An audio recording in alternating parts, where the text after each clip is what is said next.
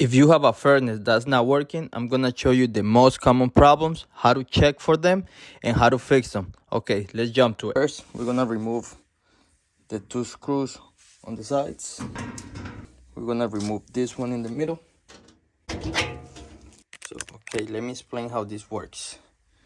Power comes from the breaker box to the switch, comes to the junction box, goes to this switch right here that we put tape on so we could, keep everything going. Then it goes down to the furnace. From the furnace it goes to the transformer. From the transformer it goes to the thermostat. Then from there, if you call for heat, then the thermostat is gonna call for heat. Then the first thing that's gonna turn on is gonna be the inducer motor, which is this right here.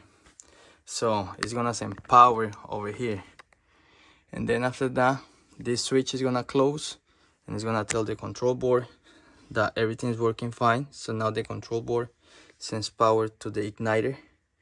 The igniter turns on, then the gas valve gets power and starts sending gas. So now you have a flame. Then the sensor over there, that's the flame sensor, for 3 seconds it gotta sense that there's a flame, so it tells the control board that there's a flame. So for instance, it's gonna keep the gas valve is gonna stay on, so you're gonna keep a flame.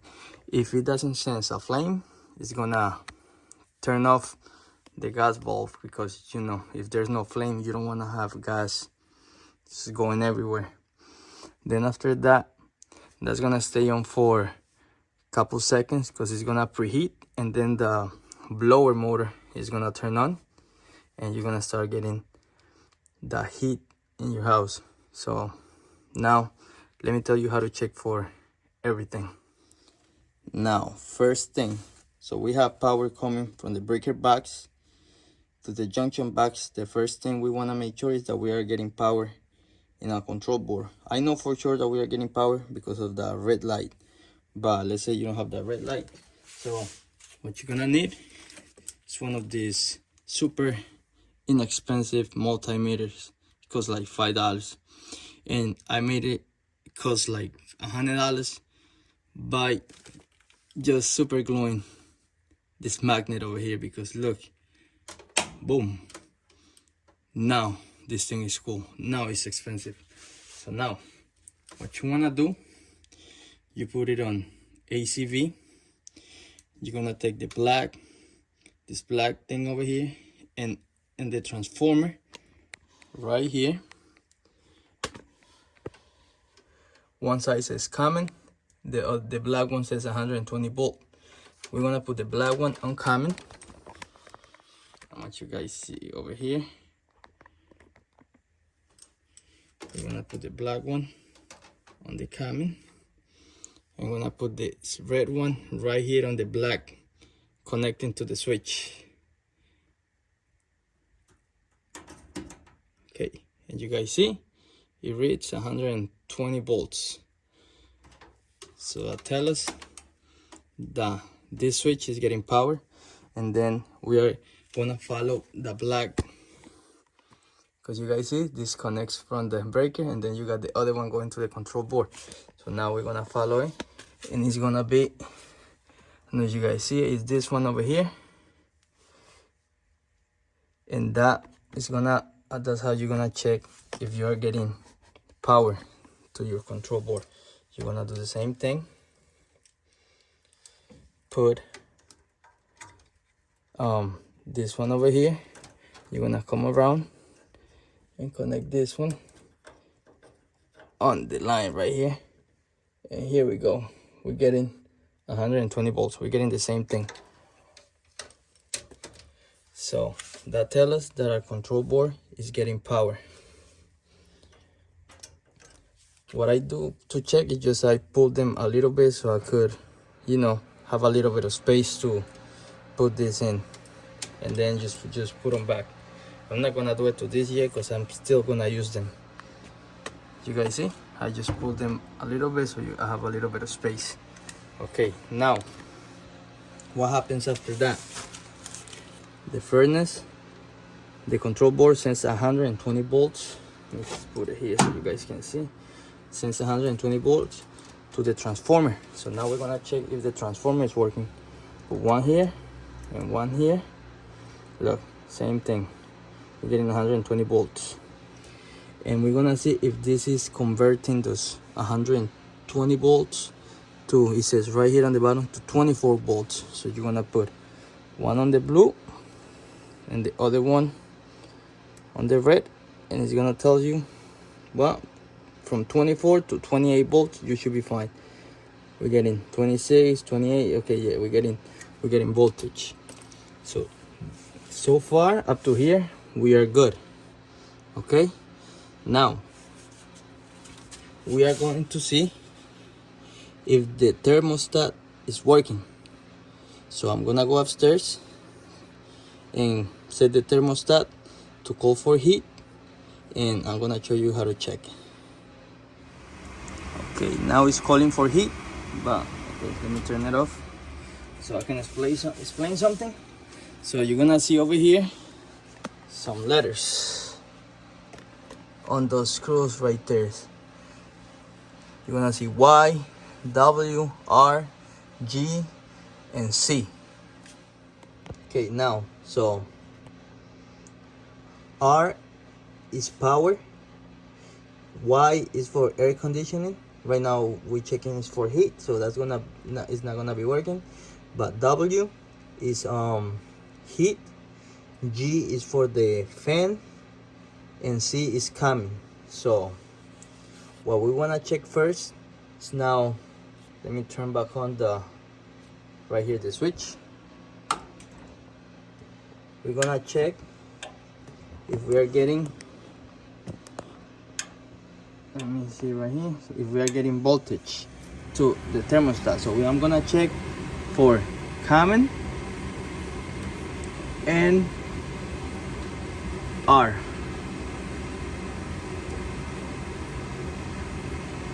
R right here. You guys see? I'm getting, you gotta check from 24 to 28 volts. That should be fine. So we are getting voltage right here, so that's good. Now we're gonna check from R to W, but that's gonna, when you call for heat, R is the power and W is heat. So you guys see there, we are getting voltage, so that's fine. Turn this off so I can talk. So that's fine. So that tells us that we are getting voltage right here, and at this moment we know that the control board, it should be fine. There's nothing wrong with the control board. Now I'm gonna show you a little trick. I'm gonna show you a little trick because you gotta know this. Okay, so right now we know that the control board is fine. We're getting voltage, everything is fine so far. Let's say we check here and we see that we got voltage. R to W is getting voltage, R to C is getting voltage, so we good. But let's say that you go to your thermostat and you turn your heater on, you call for heat, but nothing happened here. One way to check is we're gonna jumper this furnace. So we're gonna get, you can get a piece of wire and make like a C, because we needed to touch W and R. Or you could get these alligators. This is what I like to use. It's just a piece of long wire and it has two alligator clips on the tip. And what I'm going to do is you're gonna put one to W and one to R. And what that's going to do is that it's gonna turn on the furnace. So we're bypassing the thermostat. So let me show you. We put one to W and one to R, and it should start coming soon.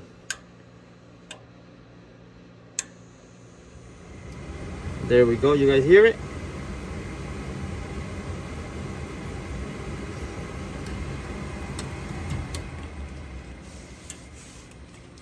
So that's how, if that works, what that's telling you is that there's something wrong with the thermostat, because we bypassing the thermostat. So at this moment we know that there's something wrong with the thermostat.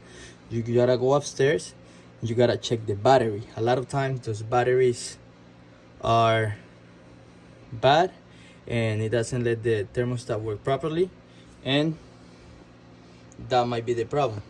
Another times it's going to be some of these wires going up, you know, all these wires going up might be damaged inside. So you gotta check for continuity on those wires. What's continuity? Is checking that the wire is not broken. The way you check that, you have to take out your thermostat, remove the screws, and bring down the wire, and this is what you do. Let me give you an example. Okay, so you're gonna grab your multimeter, you're gonna set it to this over here, to ohms. Sometimes it's like a horse, or right here, like a horseshoe. You're gonna put it here. Let me see if you guys can see. Okay, you guys see that one? That's a number 1. So you're gonna put one of these to one side, and you're gonna put the other one on the other side. You guys see the multimeter is getting a reading.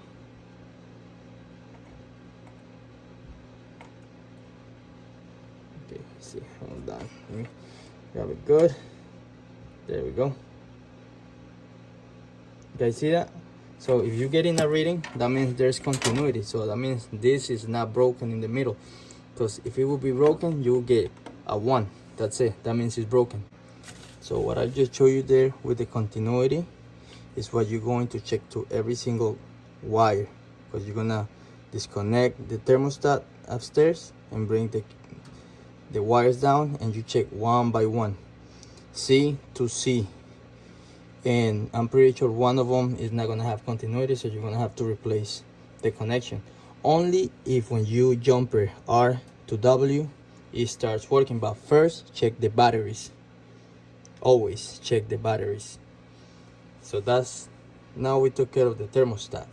Now after the thermostat, because this is what happens. Now that we took care of the thermostat, the first thing that happens is that the control board sends a truckload of power to the inducer motor, right? So we got this truckload coming over here. Let me show you. We're gonna have 2 wires, one's positive and one's negative. So if for some reason you check the thermostat, everything's good, everything's working, now the first thing that you gotta check is the inducer motor. If the inducer motor doesn't turn on, the first thing you're gonna do is you're gonna disconnect these 2 wires. You're gonna put each one of these in one of those, and you should be getting voltage. You should be getting 120 volts. And if you are getting 120 volts and this is not turning on, then your inducer motor is bad and you gotta replace it. Now, things that can happen to the inducer motor. A lot of times, because this goes out to the chimney, because it takes the combustion gases out. So that's why it's the first thing that the furnace checks for, because you don't want to have that carbon dioxide staying in your house. So the furnace checks that you have enough power to take the combustion gases out of the house. So that's why it checks for this first. So one of the things that happens sometimes is like a lot of debris might be in there, so you're gonna get weird sounds, or sometimes you're gonna hear this sounding, but you don't hear it, like you don't hear the fan, and this is getting too hot. Sometimes that could be the capacitor, but a lot of times, instead of just replacing the capacitor, because this has been compromised for so long, because by the time you realize that the furnace is not working, this has been trying to turn on for so long that now it's not gonna last very long. So if the capacitor goes wrong, replace the whole thing. Another issue that might happen is that it is getting stuck. So if it's getting stuck inside, you hear like it's kind of grinding noises. You're gonna have to remove it, Watch, you're gonna remove everything and you're gonna try to spin it inside. You know, you're gonna try to spin it inside. Some of these have something here that is like a cooling fan, so you could try to turn it from over here, and if it moves freely, you're good. But if you feel like something's grinding, you gotta take it apart and clean it. Another thing is that if you remove this, if you remove it, it's gonna have a gasket that is not gonna work anymore. So you're gonna have, before you remove it, make sure you buy silicone that is heat proof, that is for high temperature, because after you remove that gasket, you're gonna have to put high temperature silicone around the inducer motor before you put it on, so you have a seal, but you don't want those combustion gases escaping nowhere. You want it to go out. Then after it turns on, the furnace is gonna send power here. This is the pressure switch. This is a safety mechanism that checks the inducer motor. You see there's two connections right here. One's coming from the control board and the second one is going back to the control board. The only thing is that inside they're not connected. It's an open switch. So when this start to pull air to take it out the chimney, it creates a vacuum, and you see how there is a hose connected here and connected to this pressure switch. So it's gonna create enough vacuum that is gonna close the switch inside here, so it completes this connection. So it's coming from the furnace, asking for this pressure switch to tell if the inducer motor is working, and if it creates that vacuum, it closes and the electricity goes back to signal the furnace that yes, it's closed. And after that, the furnace sends power to the igniter. But okay, so we are here. So the truck got here. Now it's getting to the pressure switch and it's gonna get here. And if for some reason this doesn't close, nothing's gonna happen. Everything's gonna stop working. How do you check for that? I'll show you right now. Okay, now we are going to check for the pressure switch. So we're gonna turn it on. It's calling for heat. And there we go, that goes the gas. That's what I wanted to show you. Perfect. You see that it turned off? So that's the problem I have with this furnace. You look over here. You see the flashing?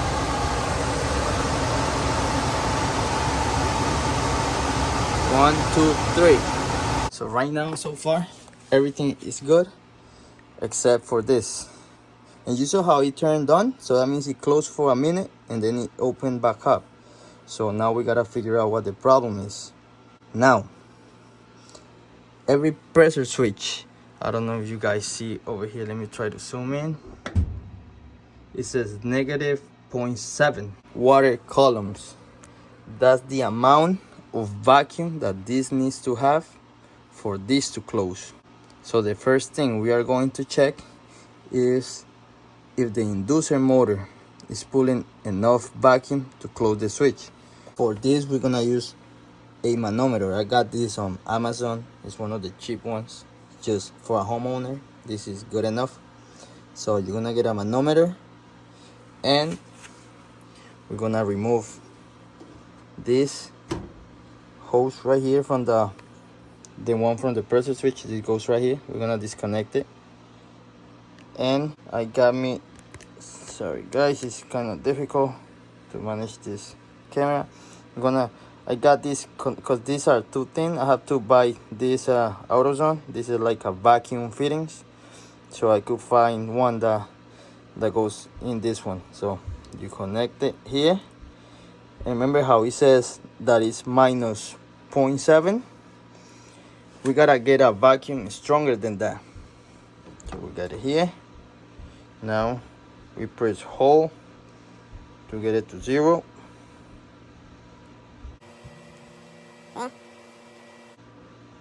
Okay, it goes to 0. Now we turn it on and we're gonna see it has to be more than minus 0.7.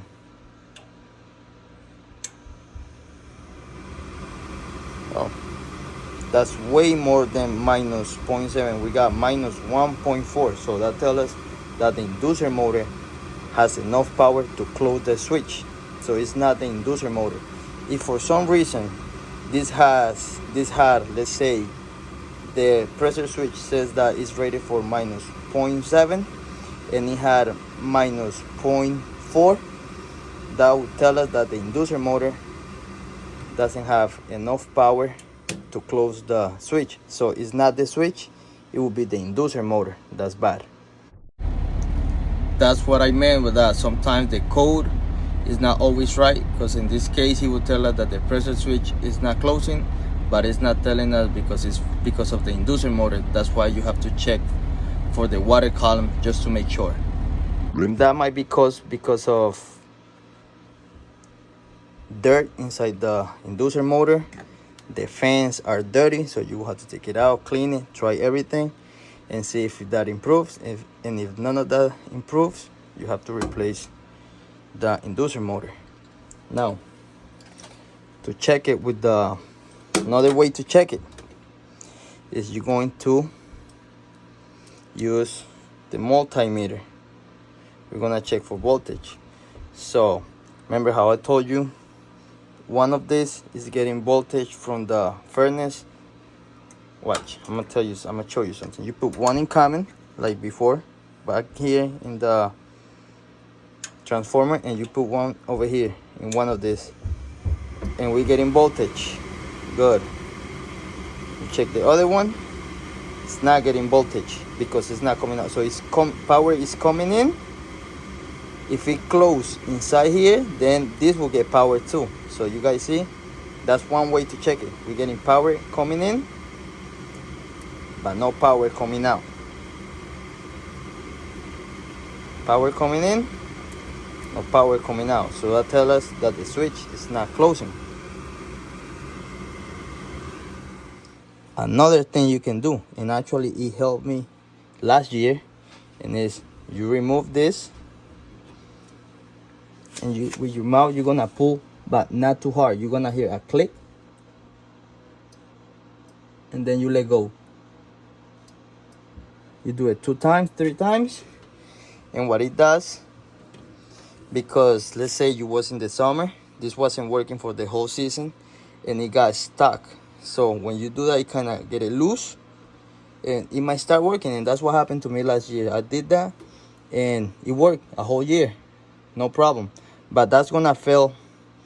So don't trust it, because it might last you a year, or it might last you a couple hours, you know. So that's not very reliable.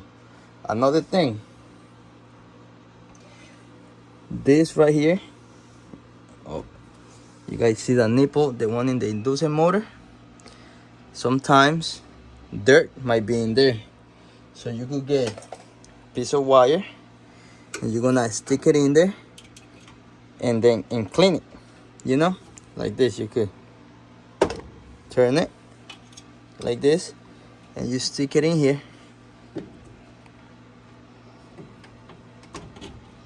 and you clean it. Sometimes there might be dirt in there, and just that will be enough to clear out that path, so it creates a lot of vacuum to close the inducer, the pressure switch. So far the best way to check it is with this, because it tells us right away that the inducer motor has nothing to do with it, so it has to be the switch. That's wrong. Also, another way to check, now we're gonna, and this is actually what I had to do this morning. Don't do it. I knew it was the pressure switch because I checked, I had the manometer, so I could check the inducer motor, so I knew it wasn't the problem. So one thing I did is, now I'm going to bypass the pressure switch. I did that to get some heat in the house, because I ordered the pressure switch and I had to wait like a couple days to get it. So see, turn on, it's calling for heat. And to do this, you gotta wait for the inducer motor to turn on, because this will only get power after the inducer motor turns on. Now it turned on. I'm gonna show you. You see now, it says You see it blinking?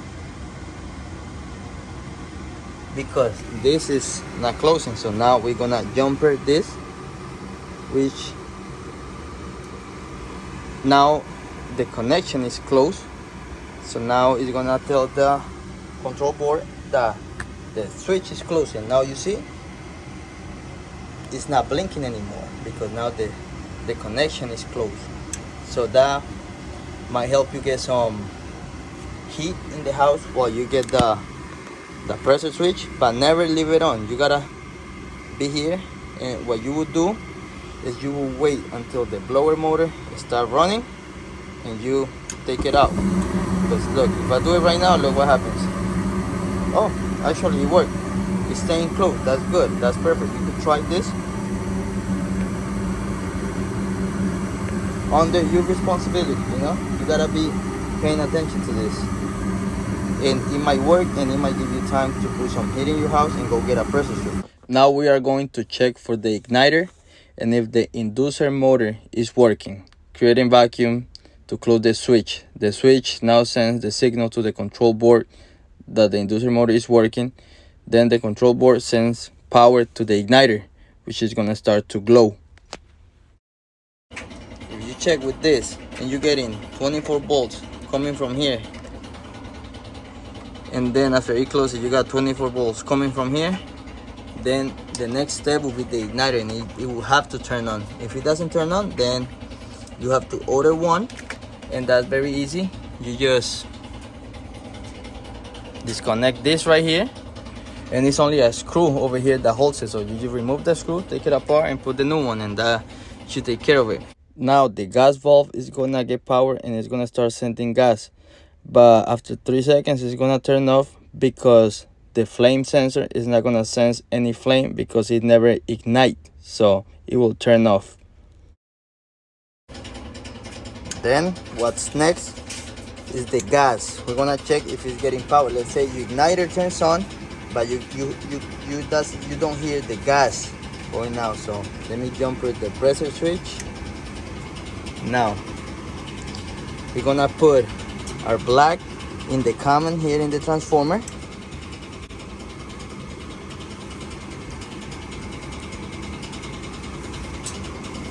and we're gonna stick the red one here in the red one until we touch the prongs inside.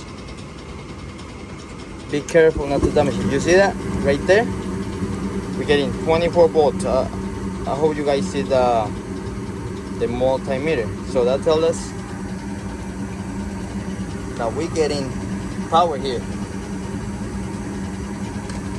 And then after that, the flame sensor is going to sense the flame over there. You guys see it? It's a little rod over there. You see how it's in the flame? It's gonna sense it. So now it's gonna tell the furnace that there's flame, and then you're gonna hear the blower motor and you're gonna start getting heat. Let me turn this off. If for some reason after you get the flame it turns off right away, it might be that the flame sensor is bad.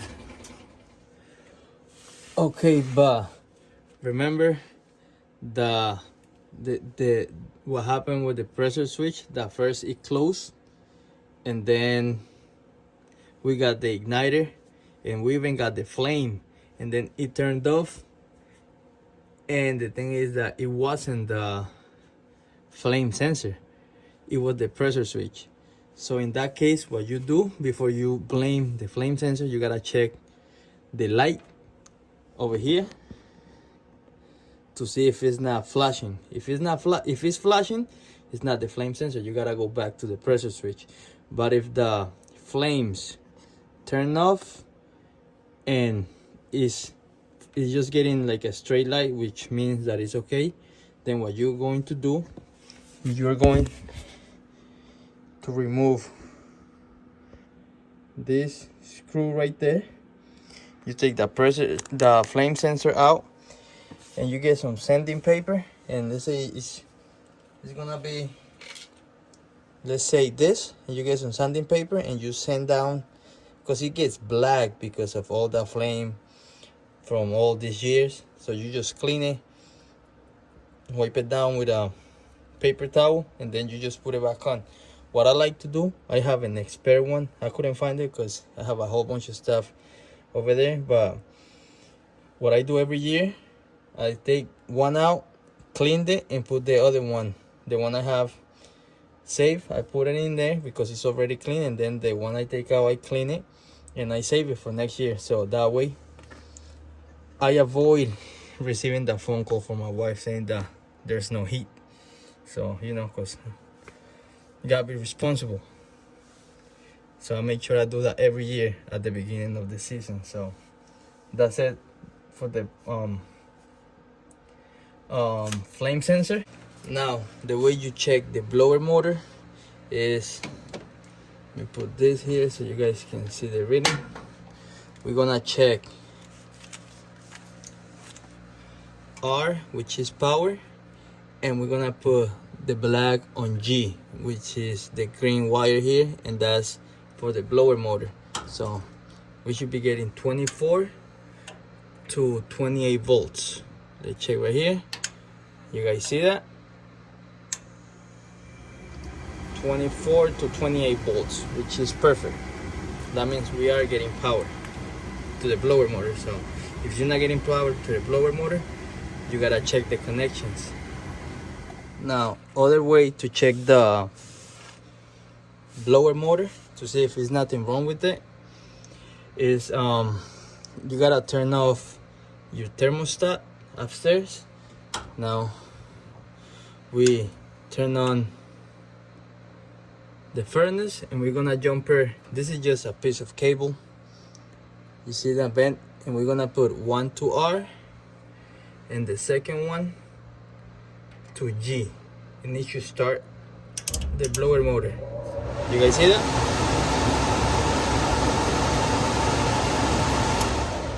So if that happens, that means that your blower motor is good.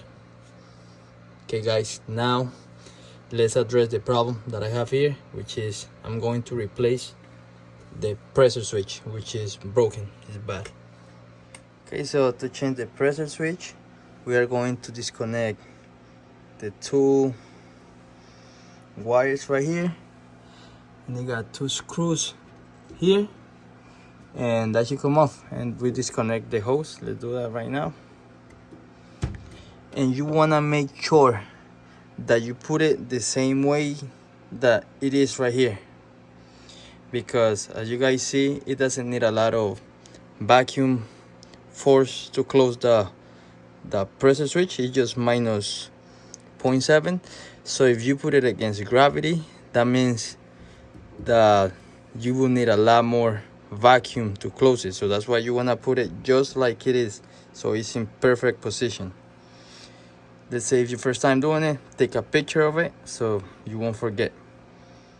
Okay, when you're ready to remove the pressure switch, make sure you cut the power to the furnace. You could use a flathead screwdriver to kind of pry out the wires, which I did already.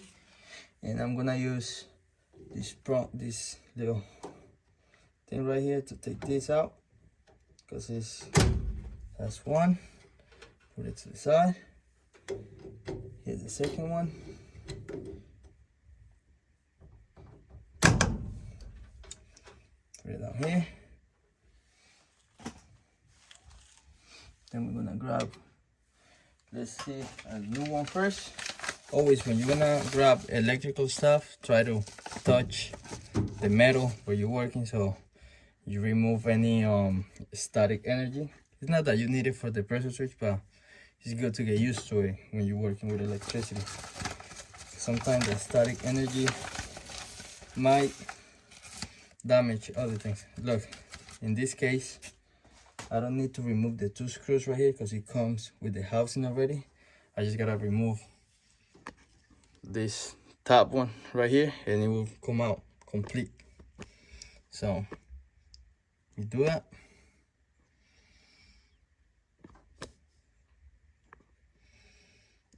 Sorry guys with the camera skills, but it's a little difficult by yourself. So we put this on the side. I think this is for this one. Yes, it is.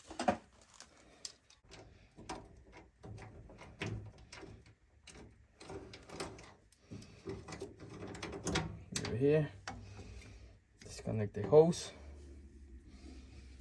Put it to the side. Grab the new one.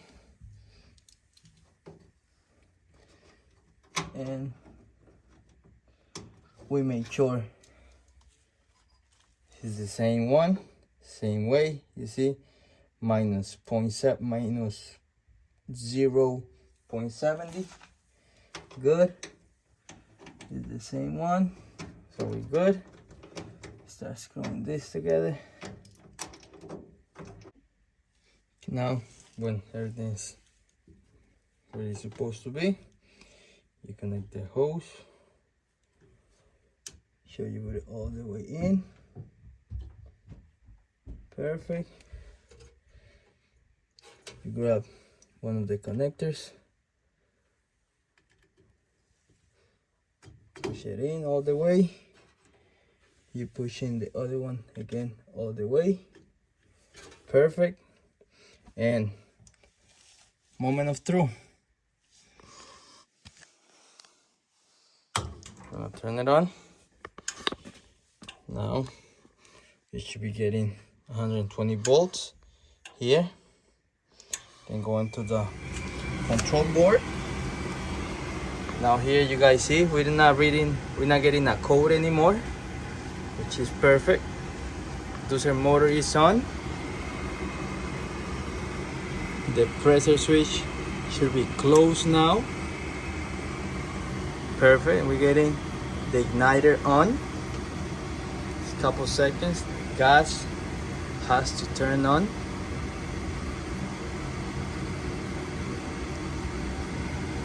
Give it a couple seconds.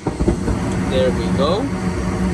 Now flame sensor has to be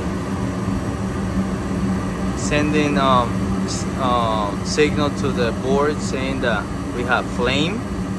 So it's gonna get a delay because it needs to like warm up the vents and everything, but you don't want cold air coming out of your vents, so it heats up a little bit.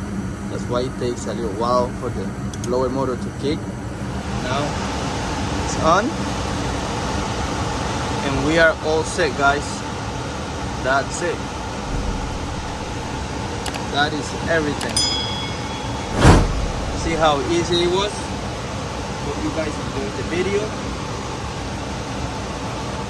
Now this sounds stupid, but it happens a lot of time. For some reason, people trying to turn things off and stuff, they turn the gas off and they forget to put it back on. So a lot of times that might be a problem. Also, check your filter.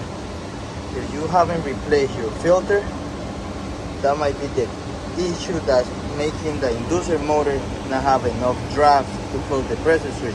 So that's it, guys. Remember, guys, subscribe, like, and share this video. Thank you. Don't forget to put everything back, all right?